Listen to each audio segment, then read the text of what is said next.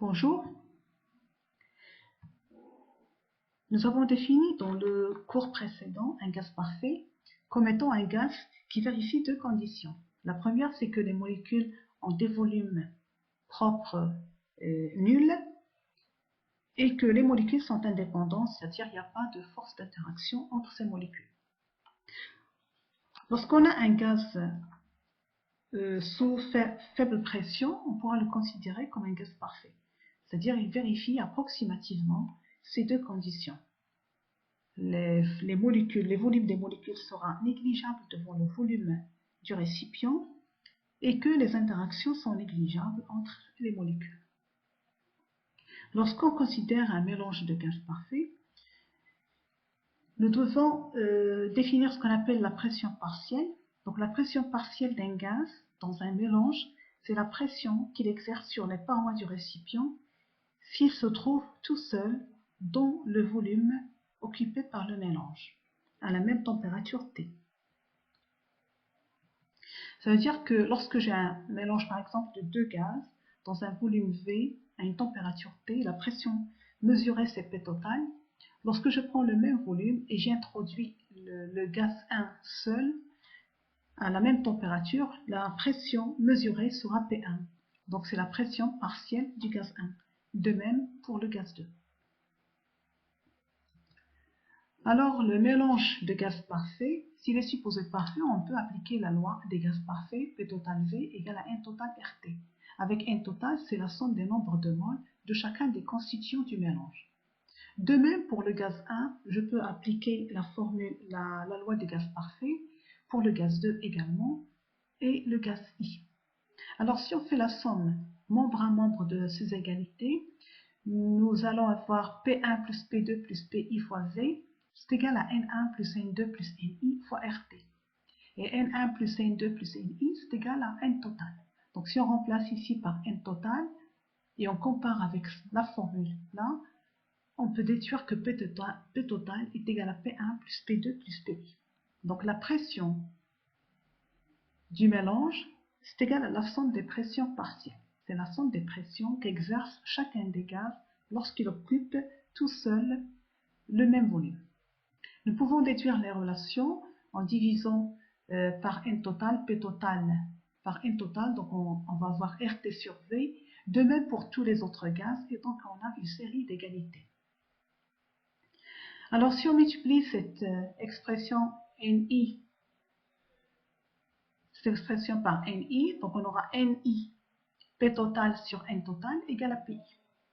Donc pour chacun des gaz, j'aurai la pression partielle, c'est égal à sa fraction molaire multipliée par la pression totale. La fraction molaire, c'est le nombre de moles du constituant I divisé par le nombre de moles total. La fraction partielle, la fraction molaire, est comprise entre 0 et 1. Alors la loi de Dalton, ce qu'on vient de démontrer, c'est que lorsqu'on a un mélange de gaz parfait, la pression totale exercée par ce mélange est égale à la somme des pressions partielles, c'est-à-dire les pressions exercées par chacun des mélanges lorsqu'il occupe chacun des constituants, lorsqu'il occupe le volume V à la même température. Donc P total égale à 100 sur I dPi. Si le gaz n'est pas parfait, c'est-à-dire que s'il y a des interactions entre les molécules et que le volume propre des molécules n'est pas négligeable devant le volume du récipient, c'est-à-dire lorsqu'on travaille à de fortes pressions. À ce moment-là, on n'a plus un gaz parfait, mais on a un gaz réel. On donne à titre d'exemple l'équation de Van der Waals. C'est une équation qui permet de tenir compte des interactions et du volume propre des molécules. Le terme n carré A sur V carré, ça représente les interactions entre les molécules, et NB, c'est le volume occupé par la matière, c'est-à-dire par les molécules qui constituent le gaz. B est le covolume, c'est le volume propre d'une mole de molécules, et n carré A sur V carré permet de prendre en compte les interactions entre les molécules. A et B dépendent de la nature du gaz. Donc pour chaque gaz, on a des valeurs de A et B. Un petit exercice pour les gaz parfaits. On considère un mélange constitué de 0,28 g de CO et 0,22 g de CO2 à la pression P totale égale à 2 atmosphères à une température de 25 degrés C. On voudrait calculer les fractions molaires, les pressions partielles, le volume occupé par le mélange, la densité du mélange, la masse volumique du mélange et celle de l'air. Alors, pour calculer les nombres de moles, il suffit de diviser les masses par une masse molaire pour chacun des constituants. Et N total, c'est la somme de NCO plus NCO2. Pour avoir les fractions molaires, il suffit de diviser le nombre de moles du constituant divisé par le nombre de moles total. Donc pour CO, on a 0,67. Pour CO2, c'est NCO2 divisé par N total, donc ça fait 0,33. Pour avoir les pressions partielles, il suffit de multiplier la pression totale par la fraction molaire pour chacun des constituants. Donc on a P de CO égale à 1,34 atmosphères, P de CO2, même relation, c'est égal à XCO2 fois P total, et on a 0,66 atmosphères. Pour calculer le volume occupé par le mélange, il suffit d'appliquer PV égale à NRT pour le mélange, donc P total V égale à N total RT, et on calcule le volume.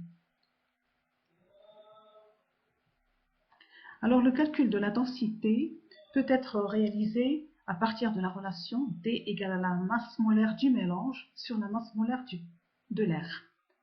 Alors la masse molaire du mélange, c'est la somme des XI et MI, c'est-à-dire les fractions molaires, la fraction molaire de chacun des constituants multipliée par la masse molaire, et on fait la somme. Donc c'est XCO fois MCO plus XCO2 fois MCO2. Pour l'air, on a la composition approximative, 80% de N2 et 20% de O2. Donc la masse molaire de l'air, c'est XN2 fois N2N2 plus XO2 fois N2O2. X de N2, c'est 80 divisé par 100, donc c'est 0,8. Et XO2, c'est 20 divisé par 100, donc c'est 0,2. Et on trouve 29 grammes par mol. Alors la densité est calculée en application numérique, on trouve la valeur 1,15. Pour avoir la masse volumique du mélange, il suffit de diviser la masse du mélange sur le volume. Donc la masse du mélange, c'est la somme des masses de CO et de CO2 divisée par le volume calculé précédemment.